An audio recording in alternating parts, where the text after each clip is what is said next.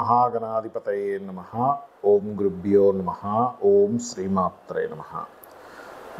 పరమేశ్వర స్వరూపమైనటువంటి జ్యోతిష, వాస్తు మరియు ఇతర అనేకమైనటువంటి శాస్త్రములను మనకు అందించినటువంటి మహర్షులకి నమస్కారం. హయగ్రీవ హయగ్రీవ హయగ్రీవేతి యో వదేత్తస్య నిస్సరతే వాణి జనుకన్యా ప్రవాహవత్.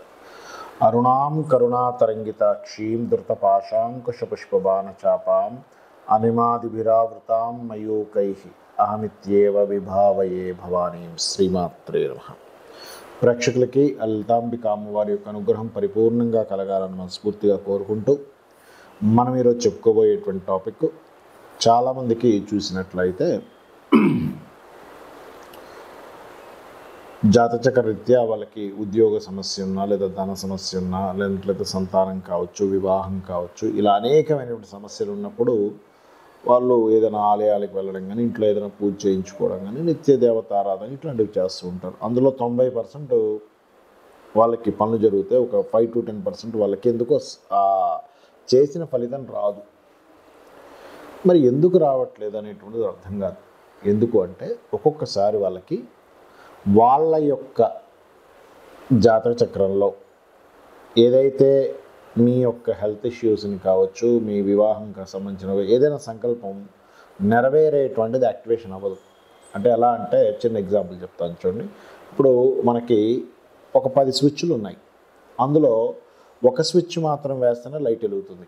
మనం ఏం చేస్తాం, ఒక 5-6 స్విచ్లు ట్రై చేసి వెలగట్లేదని వదిలేస్తాం. అన్ని స్విచ్లు వేయం. ఒక్కోసారి అన్ని స్విచ్లు వేయగా ఒక స్విచ్ దగ్గర మాత్రం లైట్ వెలుగుతుంది. ఏంటి అంటే ఆ లైట్ ఈ స్విచ్తో కనెక్టివిటీ ఉంది. అలాగే మీకు లగ్నరీత్యా అంటే మేషలగ్నం అయితే మేషలగ్నం, మేష రాశి అయితే మేష రాశి అనుకుందాం. మేషం కావచ్చు, వృషభం కావచ్చు, మిథునం కావచ్చు. ఈ రకంగా మీ లగ్నరీత్యా లేదా రాశిరీత్యా అసలు ఏం చేసుకోవాలి ఒకటి. రెండవది,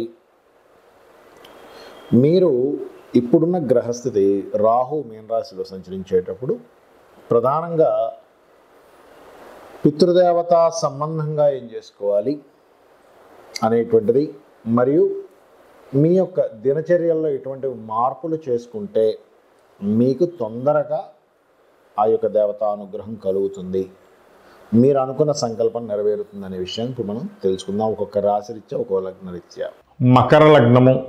మకర లగ్నం వారికి ధనాధిపతి, రాస్యాధిపతి ఒక్కరే అవుతారు. మకరం పట్టు అంటారు. అంటే మకర లగ్నం వారికి పట్టుదల ఎక్కువగా ఉంటుంది, గుర్తుపెట్టుకోండి. సో ఈ మకరం వారికి గనక గుర్తుపెట్టుకోండి, ఈ ధనాధిపతి ఎవరైతే ఉన్నారో, ఈ ధన స్థానాధిపతి పర్టికులర్గా రాశిలోనే ఉన్నాడు అనుకోండి ఉదాహరణకి, అప్పుడు మాత్రం ఎడ్యుకేషన్ ఇన్స్టిట్యూషన్స్, ఆధ్యాత్మికమైనటువంటి వాటి ద్వారా మీకు యోగిస్తుంది. ఎందుకంటే ఇక్కడ రాశిలో ఉన్నప్పుడు గురు రాశులను చూస్తాడు ఎక్కువగా. అదేవిధంగా చంద్రరాశిని చూస్తాడు, న్యాచురల్ 4th లార్డ్ హౌస్ని చూస్తాడు.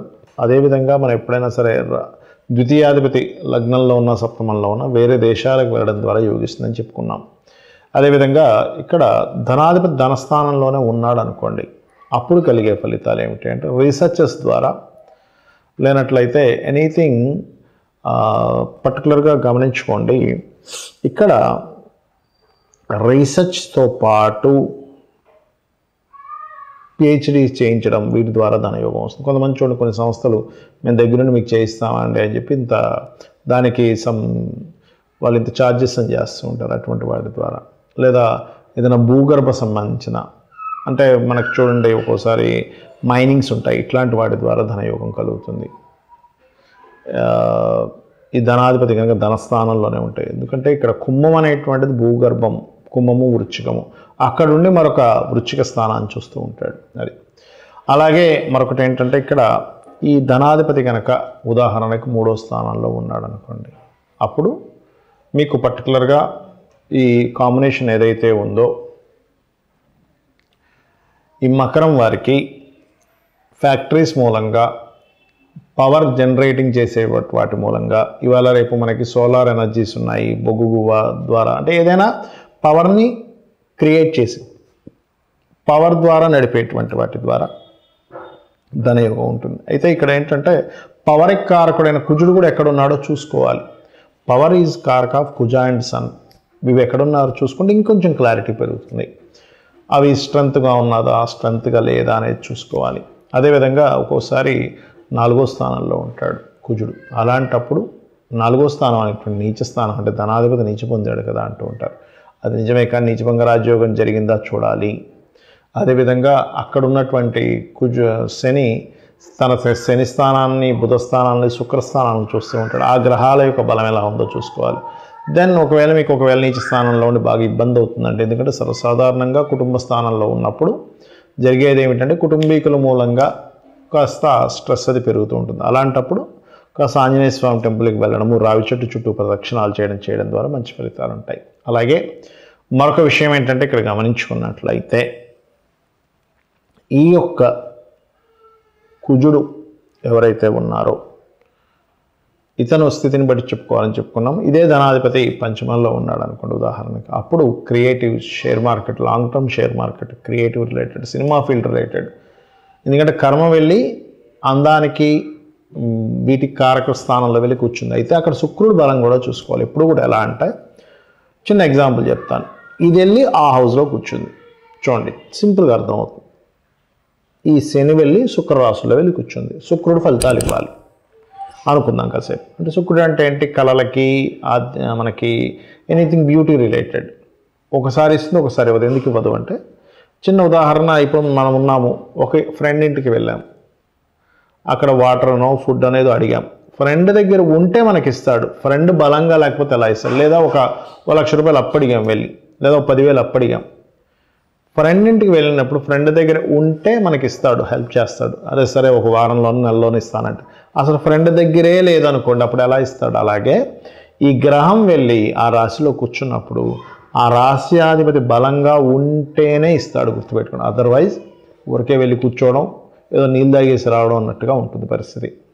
అట్లాగా ఈ శుక్రుడు గనక బాగుంటే share market, creative, cinema field అద్భుతంగా రాణిస్తుంది. మకర లగ్నానికి పంచమంలో శని ఉన్నప్పుడు.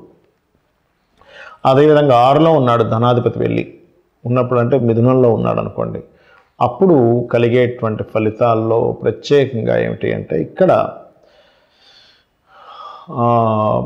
మార్కెటింగ్ రిలేటెడ్, బుధుడు మార్కెటింగ్కి కారకుడు కాబట్టి మార్కెటింగ్ రిలేటెడ్ మూలంగా ధనయోగాన్ని ఇస్తాడు. అదేవిధంగా ఎక్కువగా మూమెంట్ ఉండాలి, ఎక్కువ తిరుగుతుండాలి. అంటే ఎందుకంటే దిస్వభావ రాశి, స్థిరంగా ఓ దగ్గర ఉండిపోయేది కాదు అది.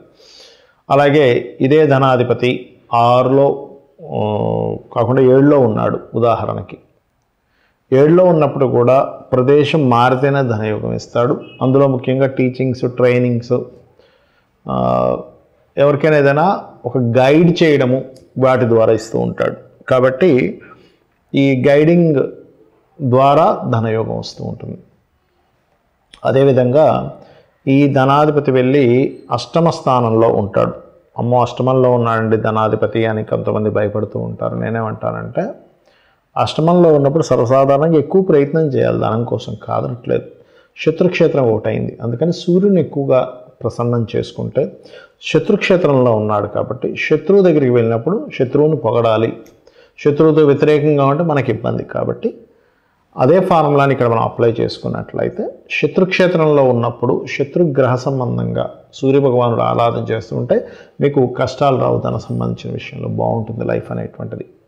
అదేవిధంగా ఏదైనా మీడియేటింగ్, ఇక్కడ కూడా ఏంటంటే మీడియేటింగ్ ద్వారా, నేర్పడం ద్వారా, ఎవరికైనా ట్రైనింగ్స్ ఇవ్వడం ద్వారా, బ్యాంకింగ్ ద్వారా ఈ ధనయోగం ఉత్పన్నమవుతూ ఉంటుంది. లేదా పురోహిత్యము ఇట్లాంటి వాటి ద్వారా. భాగ్యంలో ఉన్నాడు ఉదాహరణకి ఇదే శని భగవానుడు. ఇక్కడ మాత్రం అది భూ సంబంధించినటువంటి రాశి అవుతుంది కాబట్టి ఇక్కడ ధనయోగం అనేటువంటిది భూముల మూలంగా ధనాన్ని ఇస్తుంది. ఎందుకంటే కన్యారాశి భూములకు సంబంధించినటువంటి రాశి, రియల్ ఎస్టేట్కి సంబంధించిన రాశి. అందుకే చూడండి, ఇప్పుడు రియల్ ఎస్టేట్ దాంట్లోకి కేతు సంచరిస్తున్నాడు. ఒక 1.5 year వరకు ఈ భూములకు సంబంధించిన విషయంలో స్టాగ్నెంట్ ఆగిపోతూ ఉంటుంది, కేతు అక్కడ ఉన్నాడు కాబట్టి. అలాగే ఇప్పుడు ఈ శని భగవానుడు కనుక ఉదాహరణకి తులలో ఎగ్జాల్టెడ్ హౌస్లో ఉన్నాడు. చాలామంది అబ్బా ఎగ్జాల్టెడ్ ఉన్నాడు అండి, నాకు అందుకే విపరీతం కలిసి వచ్చిందని కొంతమంది అంటే, ఎగ్జాల్టెడ్ ఉన్నాడు కానీ ఏం లాభం అండి, మాకేమి డబ్బులు రావట్లేదని మరి కొంతమంది వాపోతూ ఉంటారు. ఎందుకు కారణం ఏమిటి అంటే, ఇక్కడ ఒకటే గుర్తుపెట్టుకోండి ఫార్ములా, ఏ హౌస్లో అయినా ప్లానెట్ ఉన్నప్పుడు ఆ రాశినాథుడు ఎలా ఉన్నాడు ఈజ్ మోస్ట్ ఇంపార్టెంట్. ఆ రాశినాథుడు ఎలా ఉన్నాడు ఒకటి చూసుకోవాలి. అదేవిధంగా బుధుడు కూడా ఎలా ఉన్నాడని తీసుకోవాలి. ఎందుకంటే ఇక్కడ డైలీ లైఫ్కి ప్లస్ భాగ్యాధిపతి ఒక్కడే అవుతారు వీళ్ళకి, మకరం వాళ్ళకి. అందుకని ఈ ధనాధిపతి వెళ్ళి కనుక దశమంలో ఉన్నప్పుడు దాని ప్రీవియస్ హౌస్ బుధరాశులు ఎలా ఉన్నాయి, దాని కోణం హౌస్ మరొకటి బుధుడు అవుతాడు. కాబట్టి బుధ శుక్ర రాశులు బాగుంటే వీళ్ళకి అద్భుతంగా రాణిస్తారు. బాగోలేదు, ఏ గ్రహాల ద్వారా పాడిందో ఆ గ్రహ ఆరాధన చేసుకోవడం, ఆ గ్రహాల దగ్గర దీపారాధన చేసుకోవడం, అప్పుడు ఖచ్చితంగా బాగుంటుంది. అయితే ఇక్కడ ఉదాహరణకి మనకి ఇక్కడ తులారాశిలో ఉన్నప్పుడు తుల అనేటువంటిది బిజినెస్ స్థానం కాబట్టి బిజినెస్ మూలంగా యోగిస్తుంది ఇక్కడ ఎగ్జాల్టెడ్ ఉన్నప్పుడు. అయితే అందులో కూడా మీకు శని ద్వారా ధనయోగం ఏర్పడింది అన్నప్పుడు అప్పుడు ఐరను, అదేవిధంగా చూసుకున్నట్లయితే నూనె ఇట్లాంటివి యోగించాలంటే శని ఎక్కడ పాపకత్తిలో లేడు అంటే ఆయిల్ రిలేటెడ్, ఐరన్ రిలేటెడ్. కొంతమంది చూడండి అతను అందులోకి వెళ్ళాక కోట్లు సంపాదించాడు అంటూ ఉంటాడు బికాజ్ ఆఫ్ శాటర్న్ వల్ల. శాటర్న్ ఎప్పుడు బ్యాడే చేస్తాడని కదా, మంచి కూడా చేస్తాడు, ఇది గుర్తుపెట్టుకోండి. అలాగే మరొక విషయం ఏంటంటే ఇక్కడ గమనించుకున్నట్లయితే ఇది ఈ శని భగవానుడు కనుక వృశ్చికంలోకి వచ్చాడు ఉదాహరణకి. సో స్కార్పియో సైన్ అనేటువంటిది ఏదైతే ఉందో ఇక్కడ ఇది ఇచ్చేటువంటి రిజల్ట్స్లో ఇక్కడ కూడా ఏదైనా రీసెర్చ్ సైన్లో ఉంది కాబట్టి ఏదైనా ఐడియాస్ ఇవ్వడం ద్వారా ధనయోగం ఏర్పడుతుంది. అదే శని భగవానుడు 12లో ఉన్నాడు ఉదాహరణకి, అప్పుడు కూడా ఏదైనా విదేశాలకు వెళ్ళడం ద్వారా లేదా బిజినెస్ త్రూయే ఇస్తాడు ఇక్కడ, లేదా బ్యూటీ రిలేటెడ్ ఇట్లాంటి వాటి ద్వారా ఇస్తాడు. బట్ ఏదేమైనప్పటికీ కూడా మీకు ధనయోగం బాగా కలగాలి అంటే శని శుక్ర బుధ గ్రహాల దగ్గర దీపారాధన చేయండి, అన్ని విధాలా బాగుంటుంది. వెంకటేశ్వర స్వామి యొక్క ఆరాధన చేయండి. అయితే ఇప్పుడు నేను చెప్పినటువంటిది ఏదైతే ఉందో ఇవి కొన్ని నిర్దిష్టమైనటువంటి కొన్ని విధి విధానాలు పెట్టుకొని ఉపాసన చేయాలి. ఏమిటది అంటే, ఒకటి పాయింట్ నెంబర్ 1, మీ యొక్క ఉపాసన ఏదైతే ఉందో రెగ్యులర్గా చేయండి. గుర్తుపెట్టుకోండి, రోజు చేయాలి ఒకటి.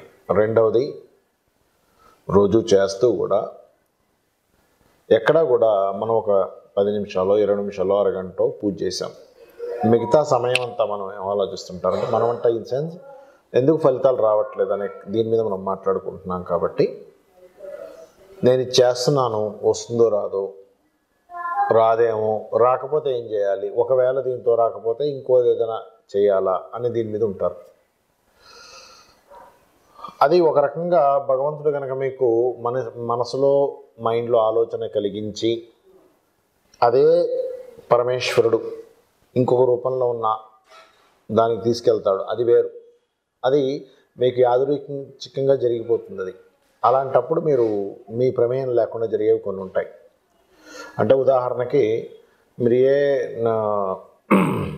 శివాలయానికో వెళ్తున్నారు, ఒక పని అవ్వాలనుకుంటున్నారు, కొంచెం ఎక్కువ ముందుకు వెనక్కి అవుతున్నారు. అనుకోకుండా ఒకరోజు ఒక కళ వస్తుంది, ఉదాహరణకి నరసింహస్వామి ఆలయానికి వెళ్ళినట్టుగా. అంటే ఏంటి, భగవంతుడు నీకు ఈ ఎనర్జీ కావాలి, ఈ ఎనర్జీ ఉంటే నువ్వు సక్సెస్ అవుతావు అని చూపించడం జరుగుతుంది. అలాంటప్పుడు మీరు అదే ఈశ్వరుడు నరసింహస్వామి అవతారంలో ఉన్నాడు అని చెప్పి భావించి ఆ ఆలయానికి వెళ్ళడం వల్ల కూడా మీకు పని జరుగుతుంటుంది. ఒక్కోసారి గుర్తుపెట్టుకోండి. అయితే ఒకటే ఈశ్వరుడు అన్ని రూపాల్లో ఉన్నాడనే స్పృహతో చేయాలి, గుర్తుపెట్టుకోండి.